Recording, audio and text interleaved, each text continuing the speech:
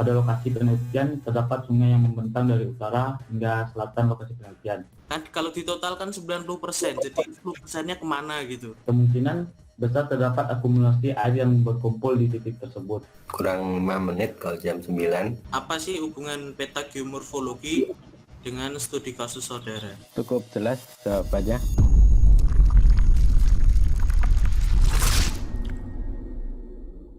Ya, terima kasih Mas Ardianto. Jadi ini tadi ada beberapa yang dimasukkan sebagai saran. Halaman kosong itu ya memang diisi ya nanti Mas.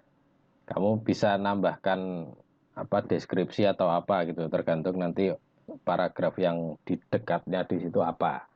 Atau kalau bawahnya ada gambar, nah kamu bisa tambahkan lagi yang berkaitan dengan gambar atau mungkin tabel gitu kan. Terus kemudian tadi masalah gambar yang apa terkesan gepeng gitu ya katanya Mas Ardianto ya. Jadi dimensi gambar itu foto peta ya, terutama sumbu X sama sumbu Y-nya perbandingannya tetap sama. Mau kamu perbesar 2 kali ya 2 kali itu X dan Y-nya sama. Perkecil 2 kali ya sama juga. Kalau misalnya nggak memungkinkan, mungkin bisa di crop, dipotong, asalkan yang menjadi informasi utamanya tidak terpotong gambarnya. Jadi kayak tadi misalnya yang deklinasi atau mungkin keterangan lainnya ya di apa peta RBI-nya gitu, jadi kelihatan tidak proporsional. Nah itu sebisa mungkin dihindari di situ. Karena nanti kalau di peta berkaitan dengan jarak, dari jarak berkaitan sama luas, nanti beda lagi perhitunganmu ya. Bagi kalau dihitungnya manual nanti pasti beda. Kalau di foto pun juga sama gitu kan. Kita nggak bisa mengecilkan gambar seenaknya kita gitu. Asalkan wah yang ini yang penting cukup. Kalau memang mau ditampilkan besar tapi tidak cukup ya mungkin bisa dibalik gitu kan. Misalnya paragrafnya kita potong di tengah, kemudian sisanya nanti baru di belakang gambarnya atau di setelah gambarnya misalnya. Tapi tetap ada keterangan gambarnya terlebih dahulu atau narasi gambarnya dulu. Luasan tadi juga ditanyakan. Jadi luasan, nah ini luasan perlu dicermati juga ya. Daerah penelitian kan itu mestinya 100% ya. Mestinya 100%, sehingga nanti kalau ada yang dijumlahkan tidak 100%, apakah yang sisanya itu tidak masuk di area analisis, area kajian, itu perlu ditulis. Sebenarnya nggak apa-apa seperti itu, tapi ada keterangannya. Misalnya, oh yang 5% atau 7% ini ada perbukitan, sehingga tidak mungkin dilakukan pencarian data air tanah misalnya. Karena di situ litologinya sudah lain, sudah lebih masif misalnya. Tidak dijumpai sumur juga misalnya. Nah itu perlu dituliskan dan diberi mungkin warna beda kalau di ininya apa di petanya, atau mungkin di peta geologi geomorfonya sudah beda satuan kan itu kelihatan. Nah kondisi influen efluen yang utamanya memang kedudukan antara muka air sungai sama air tanahnya. Pengertiannya kan seperti itu ya, hanya perbandingan tingginya lebih tinggi mana gitu, atau kedudukannya ada di mana. Baru nanti kalau mau ngecek dengan data tambahan mungkin bisa dengan debit air sungai, dengan catatan tidak ada persimpangan sungai atau tidak ada cabang sungai dari hulunya yang dianggap hulu sama si peneliti dengan hilirnya. Jadi dibandingkan debitnya lebih besar mana. Tapi itu dilakukan setelah tahu kondisinya air tanahnya di mana dengan air sungainya, lebih rendahkah atau lebih tinggi. Oh, saya nggak yakin, saya mau ngecek. kalau ternyata air sungainya disuplai air tanah, harusnya debitnya yang di hilir lebih besar daripada yang di hulu, atau sebaliknya kalau air sungainya mensuplai air tanah, harusnya yang di hilir malah lebih kecil, karena asumsi kita tidak ada percabangan sungai. Karena percabangan sungai bisa menambah volume atau mengurangi volume juga. Nah, itu kan nanti pengaruhnya ke debitnya. Kemudian geomorfologi. Nah, kalau geomorfologi perlu diingat juga, salah satu faktor pembentuk geomorfologi adalah geologi. Sementara air tanah itu tempatnya ya di geologi, di formasi batuan, sehingga sangat erat sekali untuk berpengaruh. Ya, misalnya litologinya lepas-lepas atau yang masif misalnya, itu tentu beda. Yang pas lepas kemungkinan besar ada dijumpai air tanah. Kalau yang masih bongkahan, yang masif gitu ya mungkin sulit. Kemudian ada proses geologinya juga pasti di sana. Faktor kekerasan batuan juga ada. Ya, misalnya batu yang tidak mudah larut dengan mudah larut, nanti air tanahnya beda juga. Sistemnya pun lain ya kalau yang berkembang di kars. Toh dengan ciri-ciri secara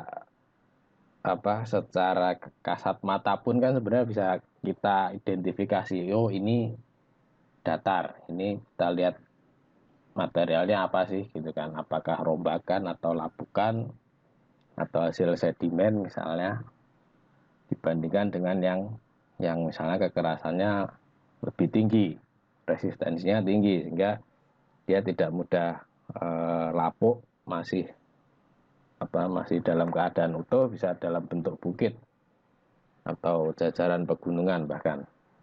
Karena di daerah penelitian sana kan sebelah baratnya itu jajaran perbukitan juga. Nah, nanti itu bisa berpengaruh atau tidak. Harusnya sih ada pengaruhnya, entah itu mungkin arah alirannya, entah itu mungkin keterdapatannya air tanahnya, itu bisa dilanjutkan sebenarnya kalau diperluas lagi ke arah barat mungkin ya.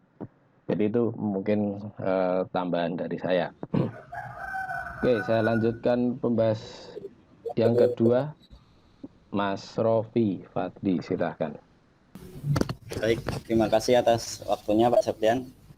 Assalamualaikum warahmatullahi wabarakatuh. Waalaikumsalam. Selamat pagi teman-teman. Di sini saya sebagai pembahas 2 Rofi Fadli dengan NIM 171101048. Sebelumnya saya ucapkan selamat atas Saudara Muhammad Rizky Mulya yang dimana telah mencapai tahap presentasi pada penelitian seminarnya. Langsung saja saya membahas bagian draftnya terlebih dahulu. Mungkin untuk yang pertama ini lebih diperhatikan lagi dalam judul naskahnya, pemenggalan naskahnya. Mungkin di mana provinsi daerah istimewa Yogyakarta bisa dikasih bawah saja atau di paragraf baru, dan kemudian langsung saja selanjutnya untuk tanda baca lebih diperhatikan lagi dengan contoh pada halaman 7 sama 15. Kemudian disinkronkan lagi isi dari daftar isi dengan isi naskah, yang dimana kalau tidak salah di sini tuh terdapat pada daftar isi dengan halaman pernyataan keaslian karya itu di halaman 3 Romawi, yang dimana pada halaman 3 di naskah itu lembar pernyataan. Mungkin kalau tidak salah, setahu saya itu harus disesuaikan. Terus untuk penulisan masih ada yang salah atau typo, lebih diperhatikan lagi. Kemudian penggunaan huruf kapital juga masih banyak yang salah. Selanjutnya langsung saja ke peta. Mungkin pada peta ini sudah banyak dibahas sama pembahas 1 tadi, mungkin saya hanya melengkapinya sedikit. Ini untuk semua peta ya. Untuk semua peta tidak ada batas administrasi, tapi terdapat di keterangan. Kemudian kulon progo itu harusnya dipisah atau digabung, berbeda dengan judul di draft, atau mungkin pemenggalan pada judul di draft ini salah juga.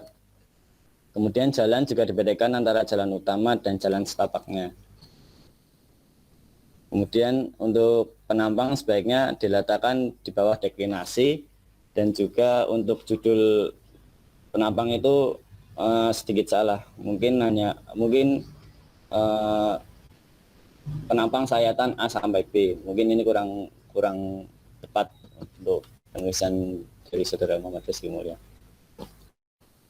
Mungkin itu saja dari pembahasan untuk draft dan peta saya. Kemudian langsung saja ke pertanyaannya.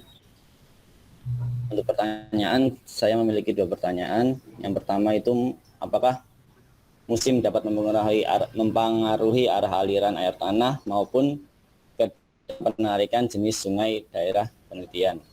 Kalau tidak salah kan dari Saudara Muhammad Rizky Mulya itu meneliti pada musim kemarau.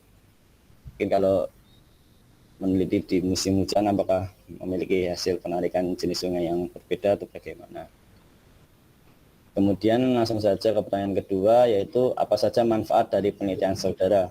Manfaat dari penarikan jenis sungai maupun arah alirannya, hasil arah aliran. Mungkin itu saja pertanyaan dari saya. Dan pembahasan dari saya kembalikan ke Pak Septian. Ya, oke, terima kasih Mas Rofi. Silakan Mas Rizky, bisa dijawab dan ditanggapi. Baik Pak, terima kasih. Baik, saya akan menjawab pertanyaan dari Saudara Rofi Fadli. Yang pertama, bisakah arah aliran dan jenis sungainya itu berbeda jika dilakukan pemetaan pada saat musim hujan? Dan untuk mungkin untuk perbedaan musim, terutama untuk pemetaan saya kan pemetaan pada musim kemarau, dan untuk pemetaan pada musim hujan berkemungkinan untuk arah alirannya mungkin bisa saja berubah dikarenakan naiknya volume dari air tanah tersebut, membuat water table pada MAT itu naik, dan sehingga bisa saja untuk arah alirannya berubah tergantung tingkat penyerapan atau filtrasi pada penyerapan pada daerah tersebut. Dan untuk jenis sungainya mungkin tetap sama dikarenakan yang naik itu ketinggian dari water table-nya, dan biasanya untuk ketinggian dari air permukaannya atau air sungainya itu masih tetap sama, dan sehingga mungkin bisa tetap air sungainya masih tetap diisi oleh air tanah tersebut. Dan untuk pertanyaan nomor 2, apa saja manfaat dari penelitian seminar ini? Yaitu manfaat dari penelitian ini adalah dilihat dari untuk jenis sungai, yaitu effluent, yaitu yang mana air tanah itu mengisi air sungai, yang membuat air sungai pada daerah penelitian itu selalu mengalir sepanjang tahun, yang dapat air sungai itu dapat untuk dipergunakan oleh masyarakat atau penduduk setempat, berguna untuk pengairan sawah, perkebunan, kemudian untuk ternak dan untuk perikanan. Baik, terima kasih. Oke, gimana Mas Rofi? Memuaskan jawabannya? Mungkin sedikit tanggapan Pak. Ya, silakan. Kalau misalkan curah hujan bagian utara ini lebih deras, maksudnya lebih sering hujan, dan bagian selatan tidak, apakah juga tetap tidak mempengaruhi jenis sungai? Mungkin itu saja. kita tetap tidak mempengaruhi jenis sungai, yang yaitu dikarenakan tinggi muka air tanahnya di bagian utara itu lebih tinggi, dan pada bagian selatan itu air tanahnya itu termasuk tergolongan yang rendah, dan air sungai atau air permukaan pada bagian selatan itu juga lebih rendah. Terima kasih. Oke, gitu Mas Rofi, mau dibantah lagi ya boleh kok. Saya kira cukup, Pak. Oh, saya kira cukup. Terima kasih. Oke, sebelum saya lanjut, saya persilakan dulu untuk audiens kalau ada yang ingin menanyakan.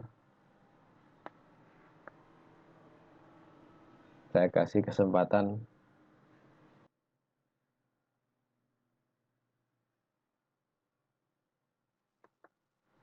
Tidak ada? Oke, mungkin sedikit untuk tadi yang dibahas Mas Rofi ya. Mas Rofi tadi menanyakan mencermati penulisan ya.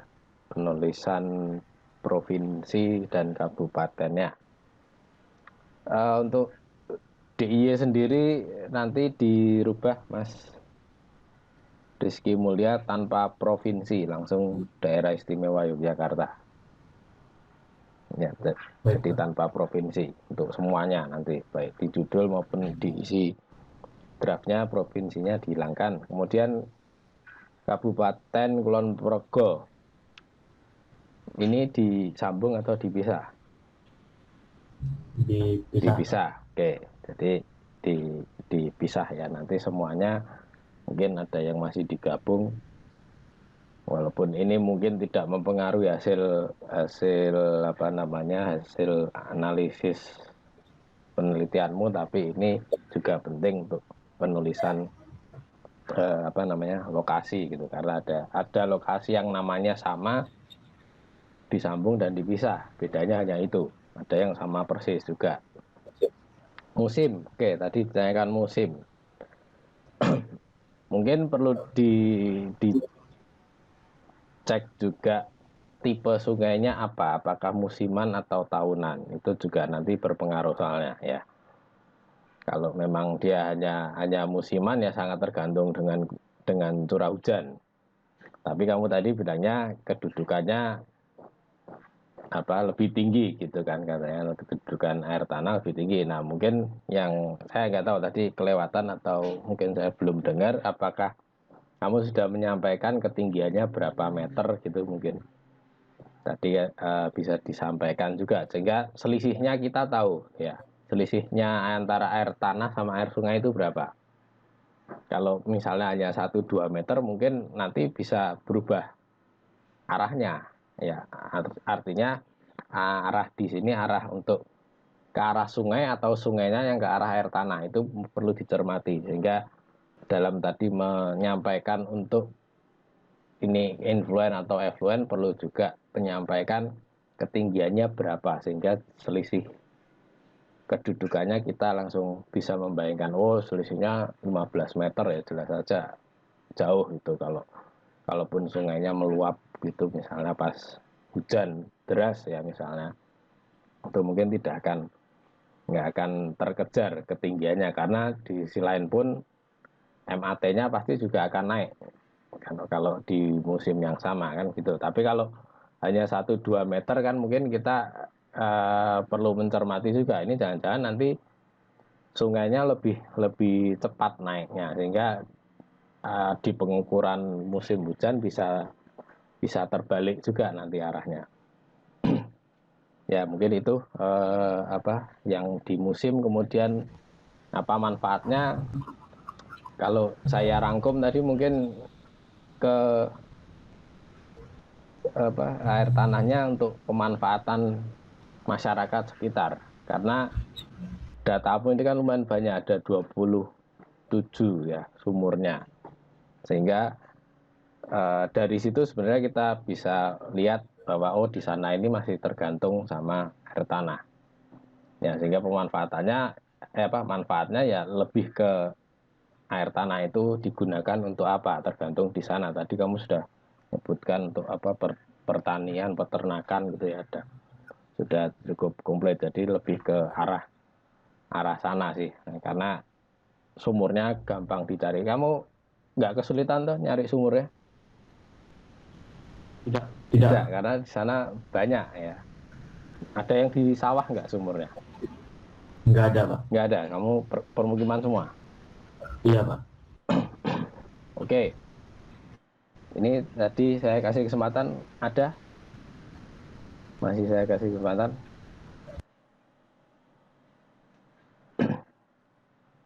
Oke, sebelum ke Pak Fifri, mungkin saya satu, Mas, ini tadi saya lihat di kesimpulan itu kamu masih menuliskan ada acuan Verstappen ya. Itu ada tulisannya Verstappen gitu kalau nggak salah. Nah, itu kalau di tata caranya intisari dan kesimpulan tidak perlu mencantumkan sumbernya.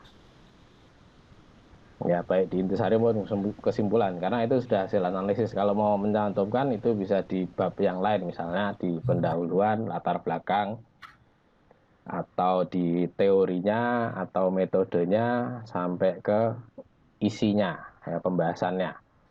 Tapi nanti setelah di intisari di kesimpulan maupun di depan di intisari tidak usah dituliskan ini menurut siapa, ini klasifikasinya siapa, itu tidak perlu. Itu dijelaskan nanti di dalamnya di pembahasan. Oke, ini cukup sepertinya untuk audiens dari mahasiswa. Ada yang mau tanya? Saya kasih kesempatan terakhir ini sebelum ke artis utamanya.